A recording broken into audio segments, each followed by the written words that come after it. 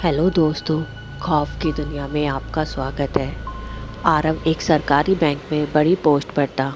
उसने बहुत ही कम उम्र में कड़ी मेहनत करके वह पोस्ट हासिल की थी। अभी उसकी शादी को कुछ ही टाइम हुआ था कि उसके ट्रांसफ़र के ऑर्डर आ गए। वह वहाँ जाना नहीं चाहता था, लेकिन बैंक ने वहाँ नई शाखा खोली थी और सारी जिम्मेदारी आरव को दी थी। माता पिता के समझाने के बाद वह वहाँ जाने के लिए तैयार हो गया। अपनी पत्नी सुमित्रा को लेकर वह प्रतापगढ़ के लिए चल दिया।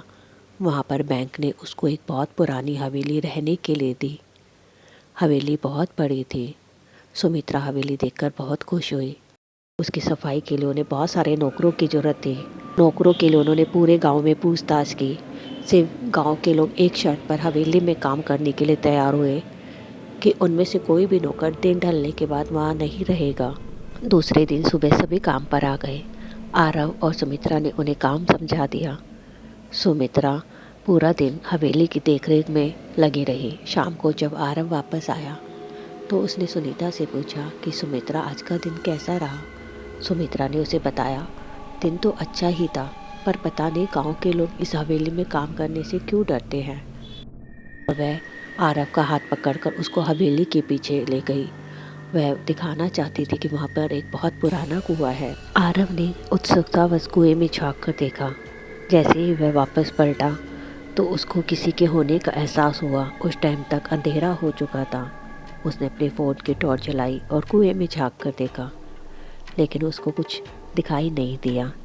किसी अनहोनी का डर से उसने सुमित्रा को हिदायत दी कि जब तक कि मैं कुआं साफ़ ना करवा दूँ तुम यहाँ मत आना। खाने खाने के बाद दोनों सोने चले गए। आधी रात को बाथरूम के नल से पानी की आवाज़ से सुमित्रा की नींद खुली। पहले सुमित्रा ने सोचा कि आरव को जगा दूँ, फिर उसने सोचा कि इसको अगले दिन काम पर जाना है, मैं ही देख लेती हूँ। हवेली के आखिर में बाथरूम था। वह धीरे धीरे एक एक लाइट जलाती हुई बाथरूम तक जाने लगी।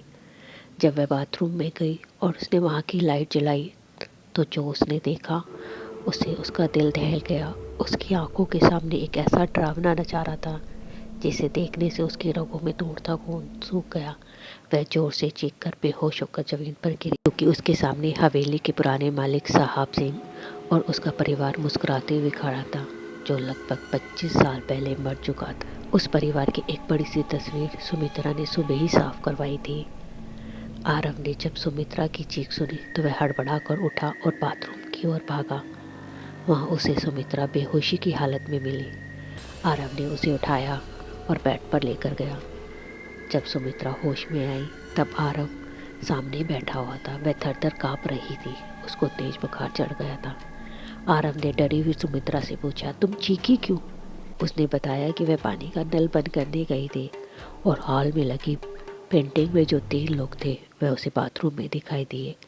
तीनों उसे बुला रहे थे। आरव ने उसे कहा कि बाथरूम में तो कोई नल चालू नहीं था, कम से कम वहाँ जाने से पहले तुम लाइट तो जला लेती। सुमित्रा के चेहरे पर डर के बादल छाने लगे। वह बोली, मैंने तो सभी कमरों की लाइटें जला दी थी, नल भी वैसे ही छूट गया। आरव बोला, सुमित्रा, तुमने अपना लैपटॉप डरावनी कहानियों और फिल्मों से भर रखा है। यही देख देख के तुम्हारे मन में ये सब ख्यालात आते हैं। और रही बात उन हॉल वाली मनहूस तस्वीरों की, तो कल ही मैं सबको निकलवा दूंगा। डरी हुई सुमित्रा को जैसे तैसे समझाकर आरव ने सुला दिया, पर उसे तो नींद आ ही नहीं रही थी। उसे वह कुएं की सीढ़ियों वाला आदमी बार बार याद आ रहा था। थोड़ी देर वह मोबाइल पर खेलता रहा, फिर उठकर किचन में पानी पीने गया। किचन में जाते समय वह हॉल में थोड़ी देर रुका। उसने उस तस्वीर को ध्यान से देखा। वह तस्वीर उसे कुछ ज़्यादा ही भयानक लगी, इसलिए हो सकता है सुमित्रा को भी वह तस्वीर देखकर कुछ डरावना भ्रम हुआ हो। जब वह किचन में से पानी पीने के बाद लौट रहा था तब ना चाहते हुए भी उसने तिरछी नज़र से वह तस्वीर को देखा। घबराहट से उसके दिल की धड़कनें तेज हो गई, क्योंकि इस समय तस्वीर बिल्कुल खाली थी। उसके बाद आरव सीधा अपने कमरे में जाने लगा। उसे यकीन हो गया कि इस हवेली में वह दोनों अकेले नहीं हैं। सुमित्रा ने सच में प्रेत आत्माओं को देखा था। वह बेडरूम में पहुंचा। बड़ी मुश्किल से जलाई हुई सुमित्रा बेड पर नहीं थी। पहले फिर से वह एक एक लाइटें जलाता हुआ बाथरूम की तरफ बढ़ा। उसने सोचा शायद सुमित्रा फिर से वहां पहुंच गई। जैसे ही वह बाथरूम में पहुंचा उसे पानी में किसी के कूदने की आवाज़ आई। आरव तेजी से घर के पीछे की ओर भागा और वहाँ का नज़ारा देख के उसकी सांसें पल भर के लिए थम गई। उसने देखा कि सुमित्रा मकान मालिक उसकी पत्नी के साथ कुएं के ऊपर खड़ी है और उसके देखते देखते तीनों एक साथ पानी में कूद गए। यह देखकर आरव जोर से चिल्लाया और बेहोश हो गया। अगली सुबह जब उसे होश आया तो गांव वाले ने उसे बताया कि वह कुएं के पास बेहोश पड़ा था और उसकी पत्नी सुमित्रा भी वहाँ नहीं। तब आरव ने सारी कहानी गांव वालों को बताई। गांव वालों ने उसे बताया कि इस हवेली के मालिक, उसकी पत्नी और बेटे ने 20 साल पहले इसी कुएं में कूदकर अपनी जान दे दी थी।